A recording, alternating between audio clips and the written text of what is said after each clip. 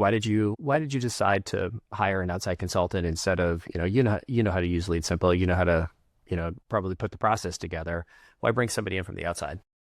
There's two main reasons for that. One was because I just didn't have the time to do it all again. When I was doing it the first time, we were extremely busy, but I had committed to making this work. So I really talked to my wife and my kids and told them that Dad's going to be working a lot, for the next several months. So I was kind of absent in a lot of ways from my home, and I didn't want to do that again. Right. That was very hard on myself and on my family. So I didn't want to go through that again and put us through all that again. And the second was one of the issues I realized that I had the first time around is because I'd been doing this for so long. My understanding, I understand what I'm doing on a very deep level, that someone that's first coming into this won't, a lot of times won't even have the right vocabulary that we would use. Every industry has its jargon. So one of the things I realized by working with Silvana and other employees that I've had is that the way that I explain things sometimes doesn't even translate to them, simply because they don't have the same experience that I do. So when I was trying to create a process of myself, there was almost like a double step where I would create it, then I'd give it to somebody else, and then they would basically recreate it. Be like, okay, this is how it makes sense to me. You ever seen the Draw the Owl video where they're like, it's basically like a goofy how-to where they're like, this is how you draw an owl, and you draw like the outline.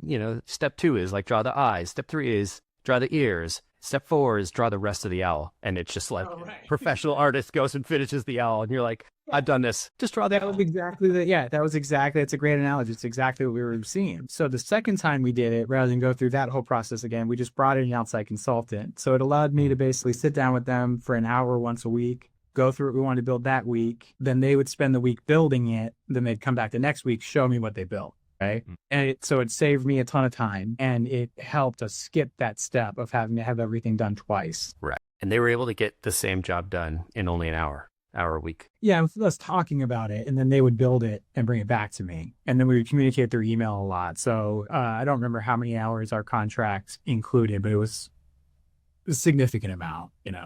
The whole process only took, I would say, 3 months.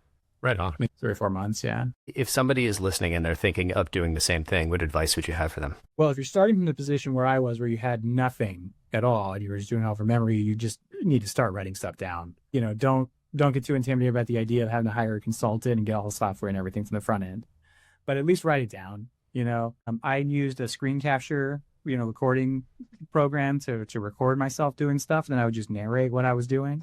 That worked pretty well for helping that train people as well. So that's a good place to start. And then if you're at the point where you're looking at actually implementing software, I do strongly recommend hiring someone that actually knows what they're doing with that software, like we did. The company's called Black Sheep Global, the consultants that we hired. They really helped make it easy for us the second time around versus having to learn the software and do everything. Don't be intimidated by that. I recommend just do it. It's going to be worth it in the long run.